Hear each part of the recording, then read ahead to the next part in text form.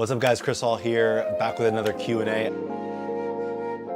As you can see, I'm surrounded by hundreds of clothes right now because we're about to do a pop-up. All these boxes are full of clothes. This one's sweaters, this one's tees.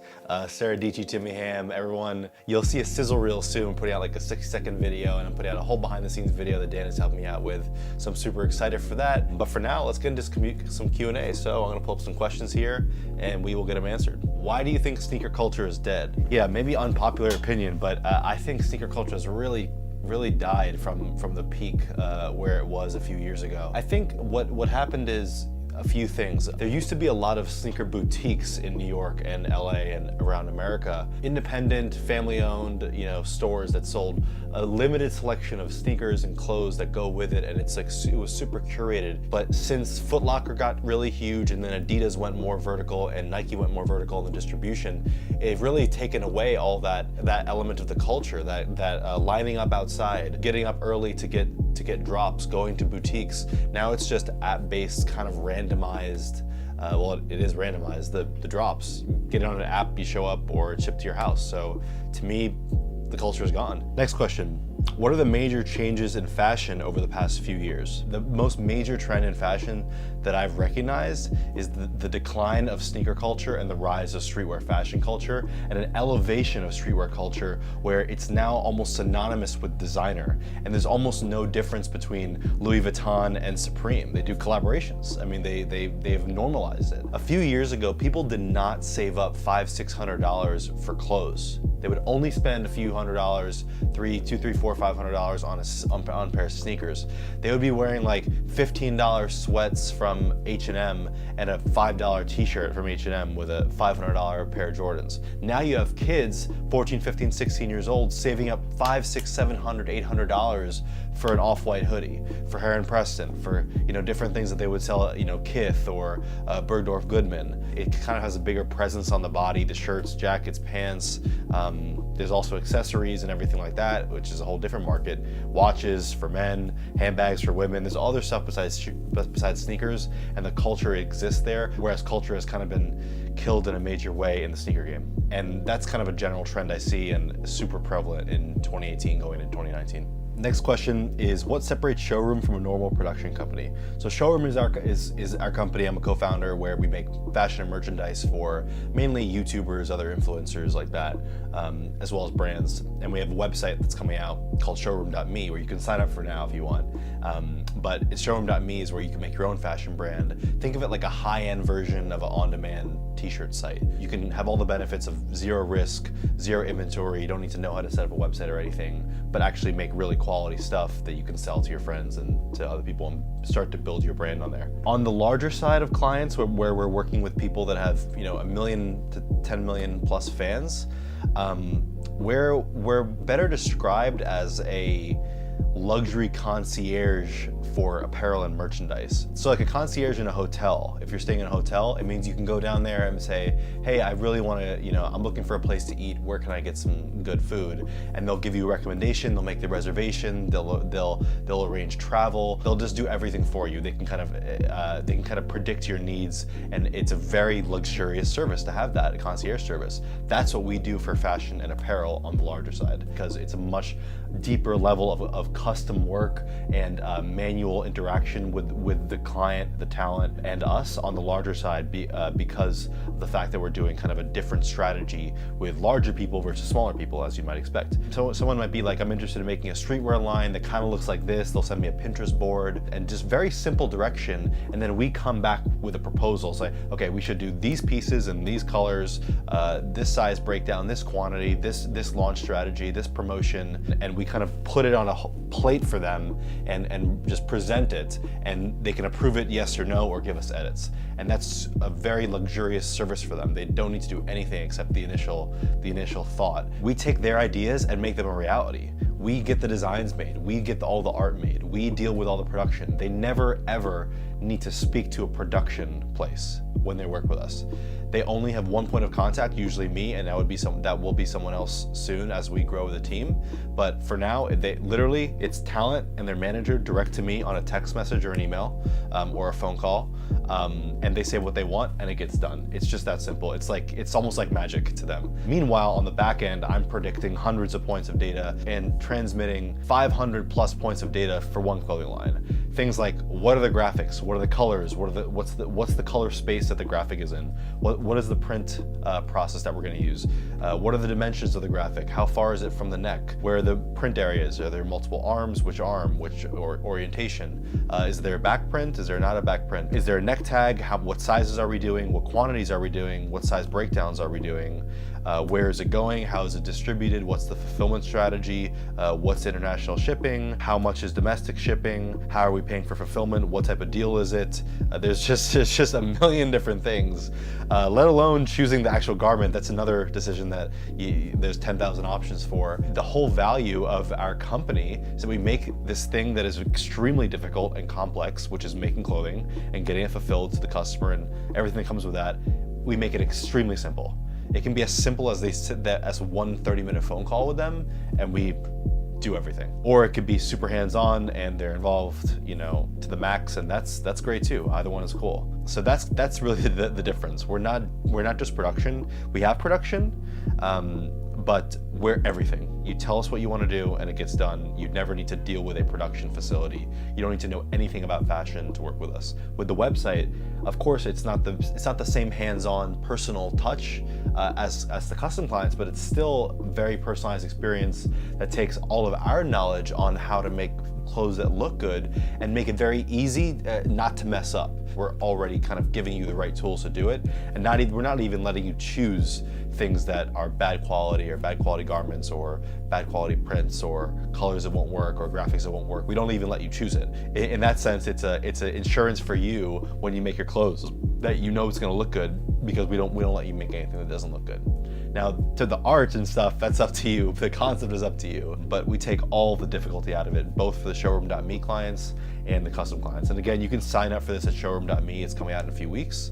We're kind of coming out with some beta users in a few weeks as well, and that'd be super exciting for us. If you have 10 fans just getting started, or 1,000 or 100K on YouTube, and you're just thinking about monetization, you can start there and do everything on demand, no risk, super premium clothes though, and high brand value, so no advertisements over you or other people's products or anything like that. And then on the larger side, if you're 1 million plus and really have a better sense of what you can sell and the selling power, we can work with you on a custom level and make something super cool, nearly designer level stuff with woven label neck tags, super premium garments. We can make stuff that's really expensive. If you want to sell something that's $150, $200, we can make that. We have overseas production for mass production. We have, global production, and can really make any products, even weird products, dog beds, pajamas, silverware, anything. If the demand is there, we can get it done and make it super, super easy. Okay, next question. What is your biggest and smallest client currently? So right now, my smallest client is around 500,000 fans, YouTube plus Instagram. But that's gonna change very soon, because right now, all those clients are on a custom basis. We're doing, very high touch, super luxurious service that we give them with, a very high amount of customization and interaction. But when we come out with Showroom.me, that's when we can have anyone, even someone with 0 fans who just wants to buy their own stuff. If you're super big, we can work with you on a custom level, but most people are going to be perfectly fine with Showroom.me, and that's going to be the best service that they could possibly get in the world. And I'm very excited about that. And then on the larger side, my biggest client currently is around 10 million, 9 or 10 million. Karina Garcia, who is a Slimer. She makes slime DIY videos, super crazy content. It's really cool, huge phenomenon, and she has about 8.4 million on YouTube and 1.1 on Instagram. Our company, Showroom, we're for everyone. We go from 10 fans to 10 million plus, so that's the answer. Next question, what phone do you use? iPhone 10. Do you want me to go into detail? I don't know. iPhone 10, I'm very happy with it. What is your computer setup? Put simply, I have a lot going on. So I mean, behind me, I have a 27-inch iMac with two 4K displays on each side of it, 27-inch, all of it. So I have an iMac setup, desktop setup here, which is like the main, command center area here. Super, super efficient. This is the powerhouse setup. Then I also have an iPad Pro, which I use kind of if I need to go out super mobile, write some emails, get back to do a lot of writing. I'll go to like Starbucks or something. I'll take the iPad Pro. I also have a MacBook Pro 13-inch, which I use when I travel and I use at home. This is not at my house, is at the office, and then at home I use my MacBook Pro for work. I really got the MacBook Pro so I can work from like 9 p.m. to 4 a.m. because I'm here from maybe 10, 11 to 7 or 8, and then I go home mainly to eat. I go home mainly just like eat and chill for an hour, but then all of a sudden I have a second wind of energy, and I want to work. And I couldn't do that because I didn't have a Mac at home. So I got the MacBook Pro, and now like my productivity is way, way up. I'm literally just dialed in 24 hours a day. And then I also have a PC desktop at home, which I use if I need like a lot of RAM for something. I use it because it has 32 gigs of RAM, and I use it for like major file storage. If I have like a lot of files I need to dump, I use it as like kind of a server. And I've previously like mined Bitcoin and shit like that. That's kind of an accessory to it. Shout out to Craig Adams, who I bought that PC from. Thank you. I have Mac and PC. I have iPhone and I have Samsung. But I'm really a Mac user, and what I did is I cloned my iMac to my MacBook Pro essentially by using Google Drive. So I have Google Drive file stream on there, and it just clones all my files. I have all my files in Google Drive. My computer's super clean. Everything is in there, and it's pretty minimal, but it works great. All right, last question. Do you have any plans to produce a public Hustle New York event? That's another good question. I get that a lot. So Hustle New York, if you don't know, is the event that I throw with Sarah Dici, which is a private networking party. It's like networking event / just chill out party for entrepreneurs, full-time YouTubers and social media celebrities, creators, really just like awesome creative entrepreneurs of all different types. A lot of people who have a lot of following on social media, and a lot of entrepreneurs who are kind of in that ecosystem, people like me, musicians, YouTubers, Instagrammers.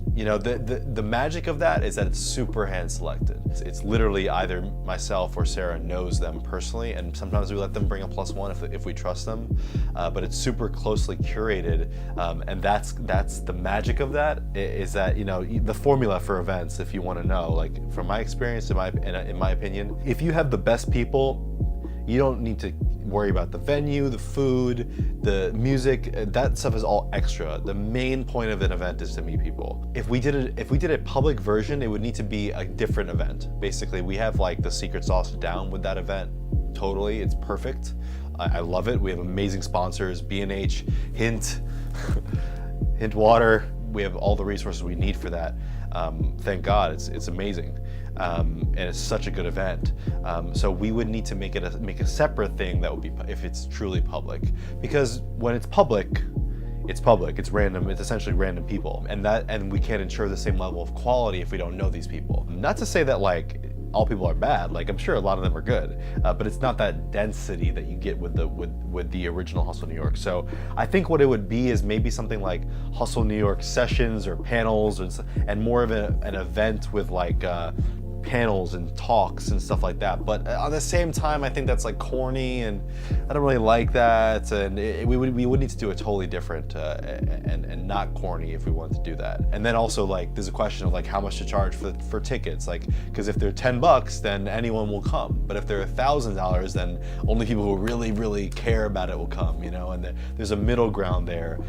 So it's something we're definitely thinking about. Put a lot of thought into it. But both Sarah and I are really, really busy right now, and we're doing stuff like this pop-up as well, which is an opportunity to meet people like Sarah and other YouTubers and myself, if you want to meet us. So that kind of supplements a meet and greet for now. We don't want the event to just turn into a meet and greet, although sometimes it might just happen no matter what, which is cool too. But we want to make sure the value is proper. You know, that we would want to make sure that that event is what you expect it to be, and above, you know, above and beyond your expectations. So we want to make sure if we do it that we do it right. But it is something that we definitely are thinking about and are excited for.